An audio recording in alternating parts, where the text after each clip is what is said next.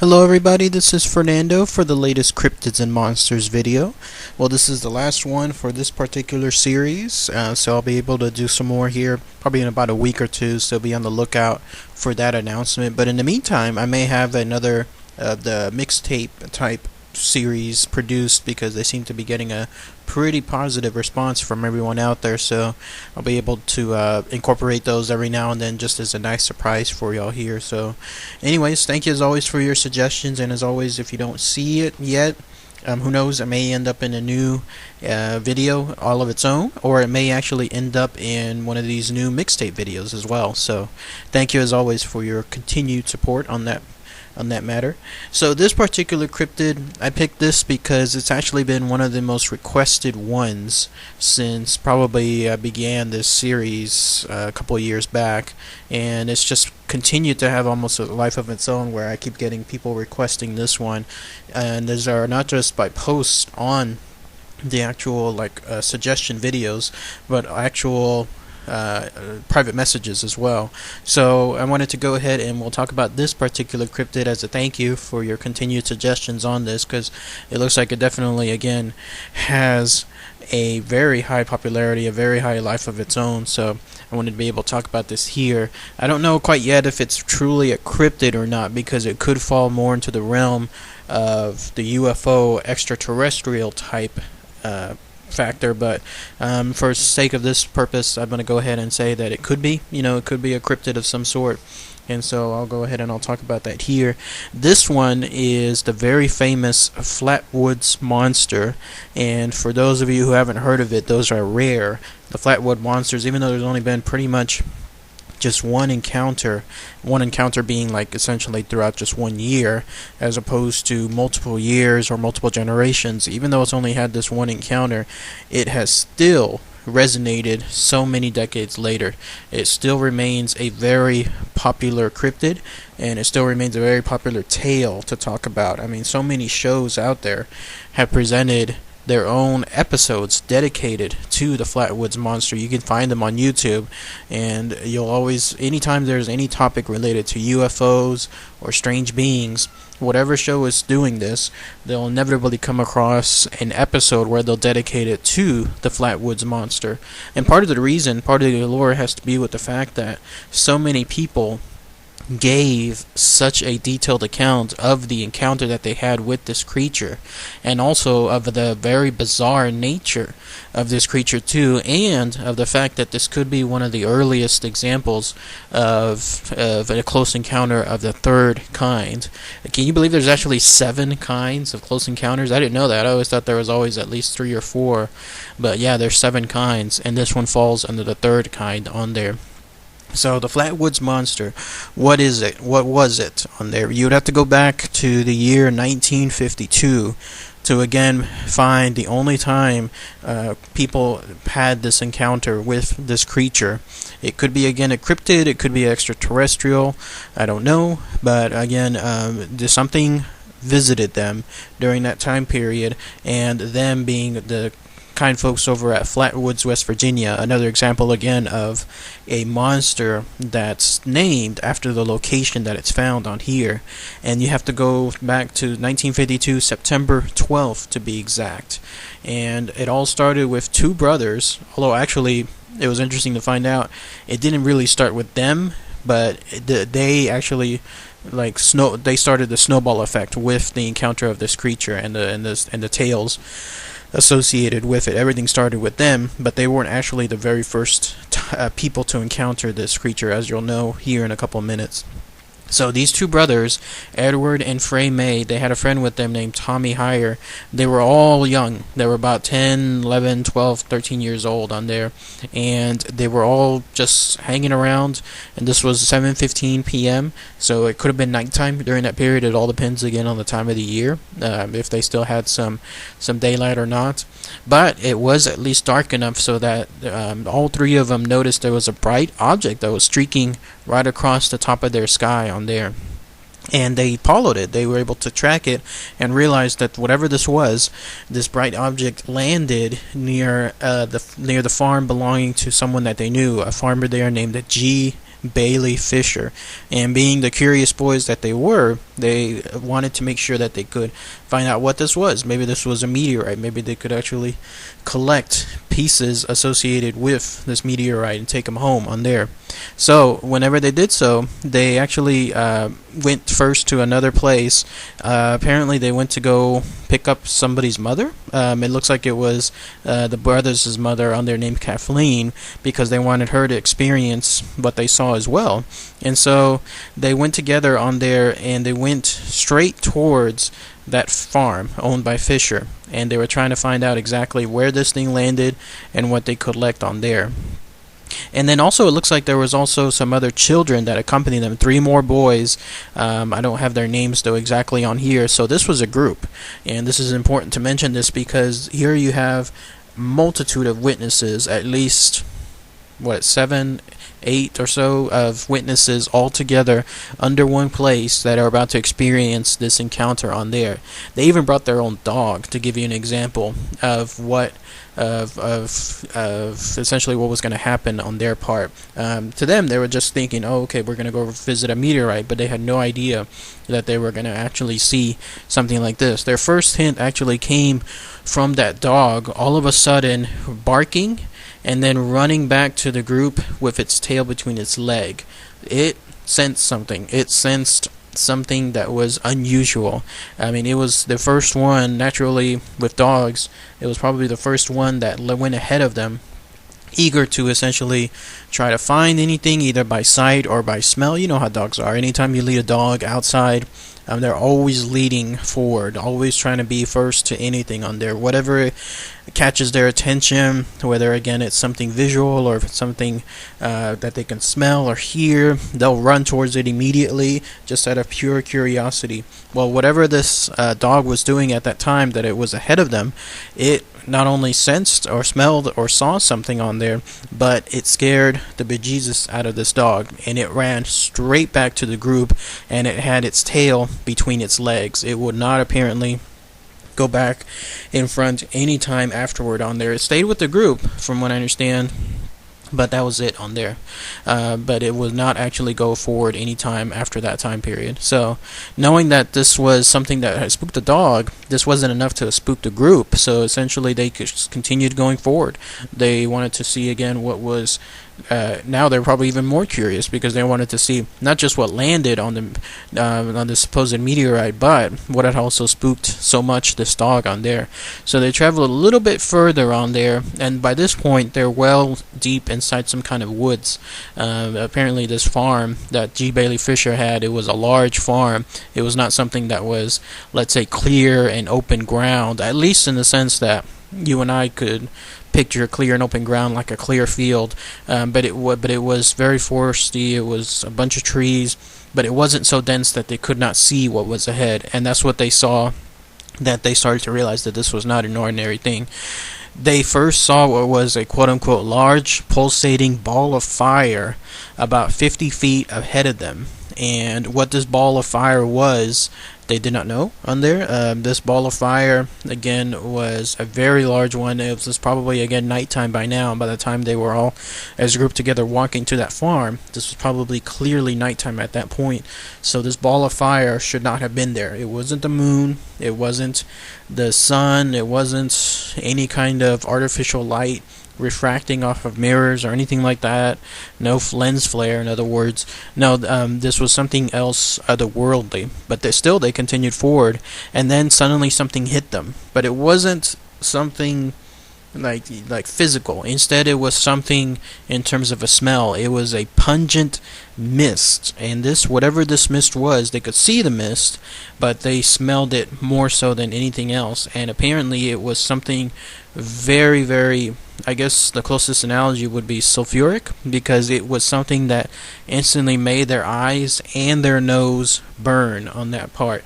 This has been cited in so many of the reports associated with the Flatwoods Monster. I've seen several episodes again online with this because, as I mentioned earlier, so many TV shows dedicate episodes to the Flatwoods Monster, and every time they do that, they talk about this very powerful and this very potent smell.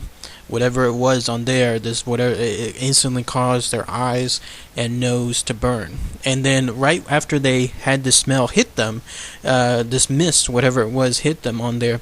That's when they noticed that there were two small lights over to their left, because whatever it was emanating this light, this large light that they first saw, now two small lights were coming from that object on there.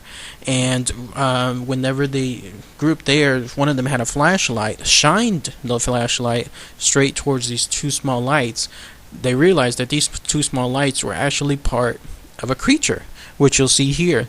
This is actually the most common description of how the creature looks.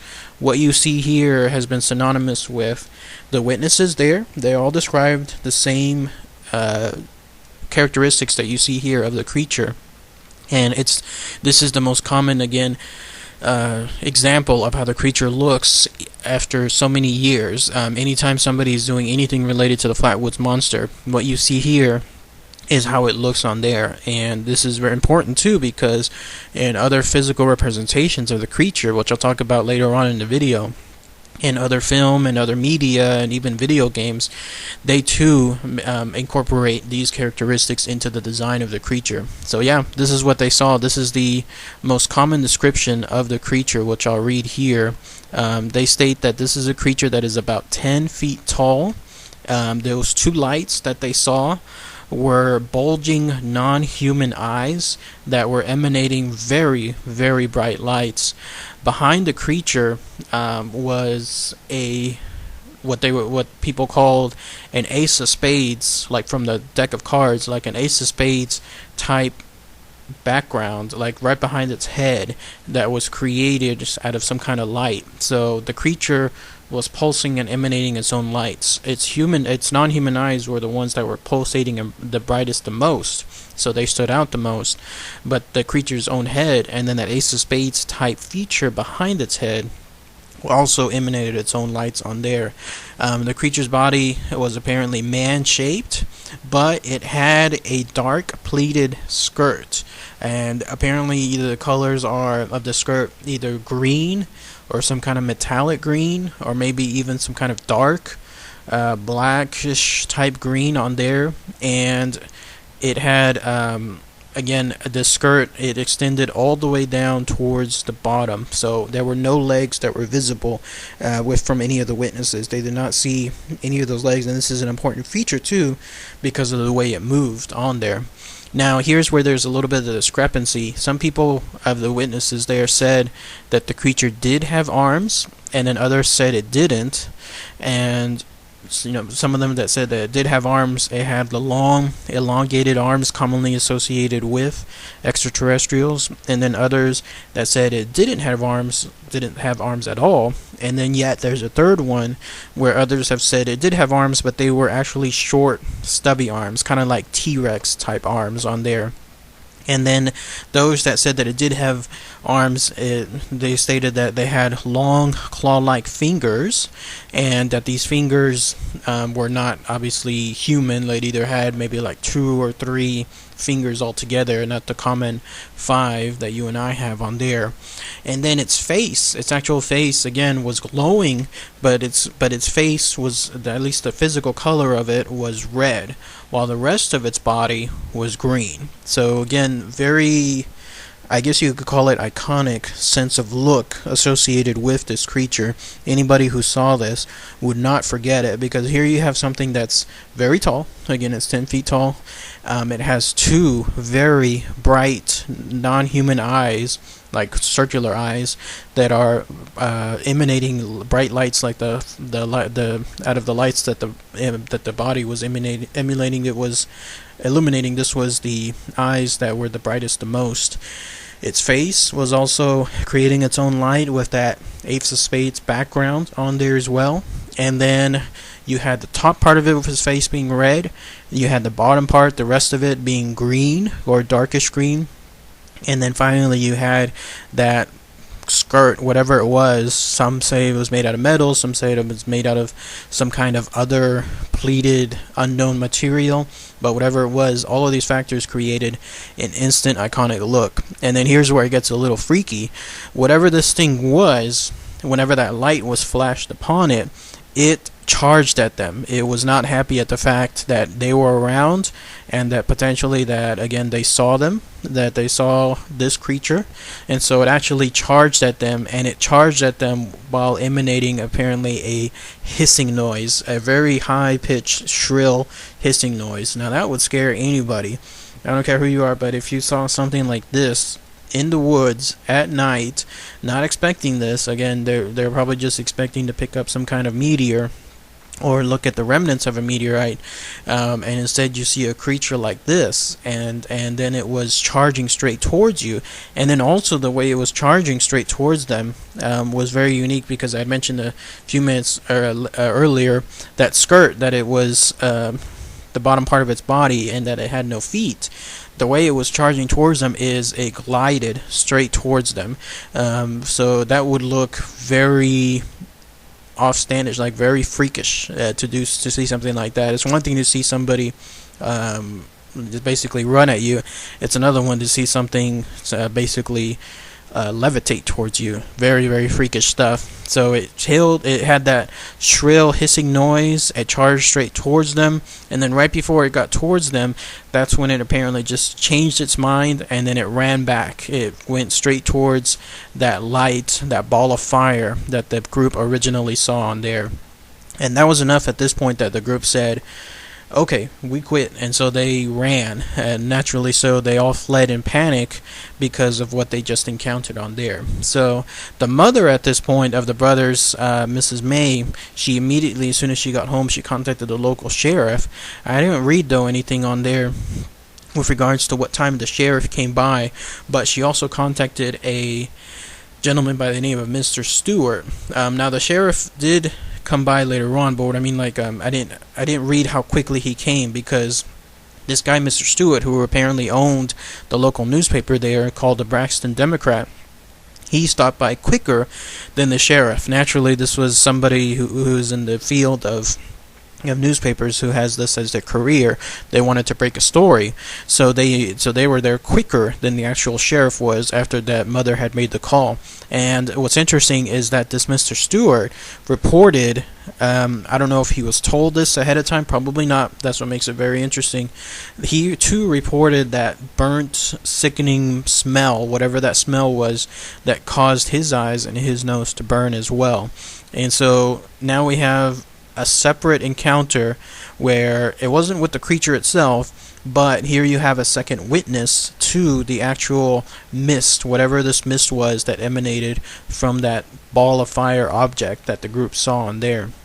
And he experienced the same thing as the rest of the group did, where it was a sickening, burnt, quote-unquote metallic odor that was still prevalent in that site on there. Apparently he didn't see much of anything else during that time period. The sheriff did come by though and tried to look around and see if they could catch anything, but no, unfortunately they didn't. Once that group fled, this creature, this Flatwoods Monster, also fled as well and took off with whatever object they came in and was not seen again on there. As an aftershock, there was a separate visit by that owner for the newspaper, Mr. Stewart, where he tried to see if there was anything involving any traces of the landing, because by now he was thinking that this was actually a flying saucer that had landed in their area. And while he did find some kind of tracks and some kind of goo-like thick black liquid associated with the flying saucer, as an important note, it turns out that this stuff was actually caused by someone else visiting that location that was using their truck. Apparently a guy named Max Lockhart somehow found out about the incident by the next morning, and he was visiting it at that location to try to find anything. So there was a little bit of a quoting of evidence, and so that was something that was clarified. Whatever this reporter or this owner of the newspaper found there, it was not part of the landing of the the UFO that visited that location. Instead, it was from one of the other locals who was trying to catch something that was there as well. So what's interesting though is the sheriff and then some of the other people there within the town, they started doing interviews with other people within that town, all the other locals, because they wanted to try to see again if anybody else had seen anything associated with this encounter. And here's where I talked earlier in the video on there. Those two boys, again, were not the first ones to encounter this creature, because it turns out when the sheriff and some of the other people that were trying to do an investigation associated with this encounter, when they were doing those interviews with others of the town, they found out that there was actually a mother and her 20-year-old daughter who actually encountered this creature, this very same Flatwoods Monster, a full week before the September 12th incident. And that's very interesting because, again, the most common thing associated with the Flatwoods Monster is that these boys and this group and the mother and the other children, they were the first ones to encounter it. But no, they were not. It was actually a mother and her 21 daughter. I don't have their specific names though, unfortunately, but they were the first ones to state that. And this is again them stating this information without having talked to any of the other group who encountered the Flatwoods Monster the previous nights before. No, this is them stating the same information, same thing about the odor, same thing about the mist, same thing about the lights, same thing about the physical characteristics of this Flatwoods Monster. They all stated the same thing to the personnel that were doing the investigation, and this was done on their date when they were asked, well, when did they encounter it? They said it was a full week before that other encounter on there. So very fascinating stuff on that part. One thing too about that odor, the people that encountered it from that group, along with that mother and the daughter that encountered that creature the week before, they all suffered some kind of side effects associated with that mist. They had apparently, some of them had like headaches associated with their body. They also had vomiting. Some people encountered flu-like symptoms on that as well. In one case, the daughter, the one from the mother and the daughter team that encountered from the week earlier, she was actually the worst one because she had to actually stay in a hospital for several days after the encounter. And then the rest of them, the only other lasting effects after the severe stuff ended was maybe having a sore throat for a couple of weeks afterward on there. One of the doctors who apparently treated one of the witnesses to that event said that the symptoms are actually more common with victims of mustard gas. So that's interesting on that part too, because mustard gas was, of course, that nasty biochemical weapon that was used during some of the first World War I battles on there. Very nasty stuff, but here they are encountering very similar symptoms to mustard gas on that part. Not the full potent effect of mustard gas, because otherwise it would have been far worse results, but at least when it comes to some of the latent effects, they witnessed it. And so it's interesting that this doctor was able to say that. So the Flatwood Monster, again, only one time encounter. It was this year in and around September 12th, and then the week before that, and then that's been it. Nothing else. No other tales associated with sometime in the late 1900s, 1980s, 1990s, nothing in the 2000s, nothing at all. So if anyone has any experience associated with the Flatwoods Monster in terms of friends, family members, coworkers, anybody from decades ago or anything more recent, hopefully, please share your comments, post them below on there. It'll be fascinating to hear what anybody else has to say. And again, this thing, whatever it was, even with this one encounter, it took on a whole life of its own, because it has been something that has been cited in several different attractions. That town of Flatwoods to this day actually holds an annual one-day quote-unquote Monster Day festival that they celebrate this arrival, whatever happened with this Flatwoods Monster. They celebrate it on a yearly basis. In fact, they try to make it a tourist destination of sorts, which makes sense, as what usually happens with anything involving extraterrestrial encounters like like the what happened near Area 51 on there. It's always about trying to keep people interested in the town and trying to attract tourist dollars on there. But they even have a Braxton County Monster Museum near that location too on there.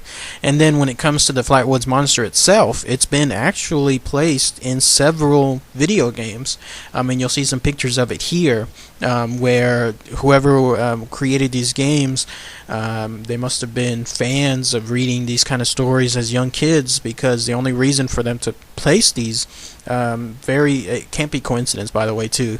These designs that you'll see here, the only way somebody could place them in the game are those that knew about the story of the Flatwoods Monster and loved that story, and so they placed them in the game here. No way that this was surely a coincidence that they designed the creature to look, and which again had an iconic look, have it be so similar to the Flatwoods Monster itself on there. But yeah, it has appeared in multiple video games. I think it was even in one episode of The Simpsons, if I'm not mistaken, when it was an episode with Mr. Burns, who had somehow gotten lost in the forest, and he was suffering from some kind of amnesiac type reaction, but his body, after having spent so many years at the power plant, had developed so much radiation that whenever he was floating or going through the forest, it looked like he was floating and glowing like the Flatwoods Monster. So again, it goes to show the level of interest that this particular cryptid has on there. So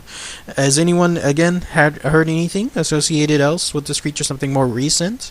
Please post them below. It'd be interesting to find out if there have been any other encounters besides the one from the 1952 area. So, alright, thanks again as always, everybody. Take care.